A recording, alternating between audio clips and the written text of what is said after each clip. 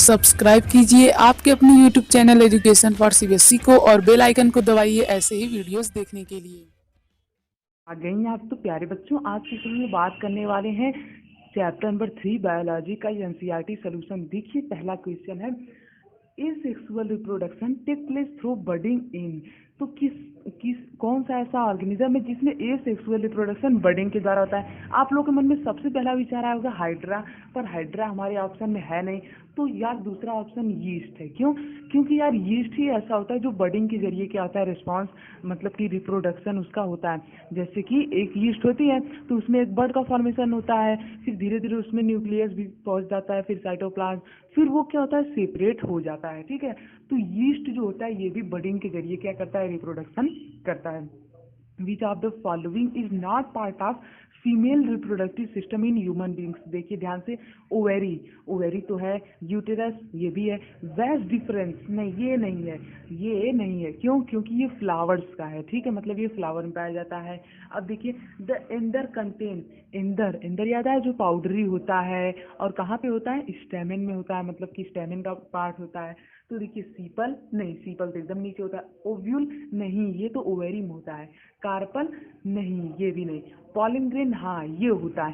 क्यों? क्योंकि जो पॉलिन ग्रेन होता है प्यारे बच्चों, वही तो जाकर के स्टिग्मा में वहाँ पे फॉर्मेशन करता है, मतलब फर्टिलाइजेशन करता है। ठीक है, तो फर्टिलाइजेशन बेसिकली किसकी वजह से होता है, पॉलिन ग्रेन की मदद से तो होता है। और ये कैसे जाते हैं, ये जाते हैं बीज की वजह से या फिर हवा की वजह से। ठीक है, तो उसे हम लोग क्या कहते हैं, उस प्रोसेस को हम लोग पॉलिनेशन कहते हैं। तो रिवाइज भी करते चलिए इसी के साथ साथ। What are advantages of sexual reproduction और asexual reproduction। प्यारे बच्चों जब asexual reproduction होता है तो वहाँ पे डीएनए की जो कॉपी होती है वो एकदम अच्छे से होती है, मतलब कि वहाँ पे आइडेंटिकल ऑफस्प्रिंग आते हैं, यानी कि आइडेंटिकल बेबीज आते हैं। जैसे कि हम लोग देखें अमीबा का, तो अमीबा की जो डॉटर सेल होती है वो कैसी होती है, एकदम उसी तरह आइडेंटिकल होती है। तो इस केस में जब ज़्यादा आइडेंटिकल चीज़ें होती हैं तो उस समय लिविंग ऑर्गेनिज्म को सर्वाइव करने में बहुत ही ज़्यादा कठिनाई होती है। ये क्वेश्चन बहुत इंपॉर्टेंट है। तो बहुत ही ज़्यादा कठिनाई होती है, इसी वजह से कोई भी स्पेसीज एग्जिस्ट नहीं कर पाती है। जबकि सेक्सुअल रिप्रोडक्शन में ऐसा कुछ नहीं होता है। सेक्सुअल रिप्रोडक्शन में क्या होता है प्यारे बच्चों, यहाँ पे ढेर सारे वेरिएशन क्रिएट होते हैं। क्यों?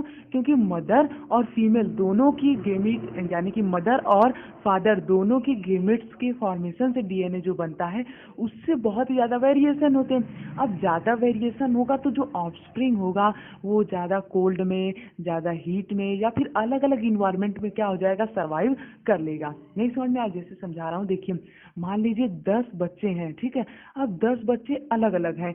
तो मान लीजिए खूब तेजी से ठंडी पड़ रही है उस इलाके में, तो मान लीजिए 10 में से 3 बच्चे ऐसे जो ठंडी सह सकते हैं, 7 ऐसे हैं जो ठंडी नहीं सह पाते। तो जो 7 हैं उनकी डेथ हो जाएगी, उनका एग्जिस्टेंस खत्म हो जाएगा, जबकि 3 बच जाएंगे। लेकिन सोचिए यदि 10 के 10 जो हैं कोई भी ठंडी नहीं सह पा रहा है तो पूरा एग्जिस्टेंस ही खत्म हो जाएगा उस स्पेसीज का।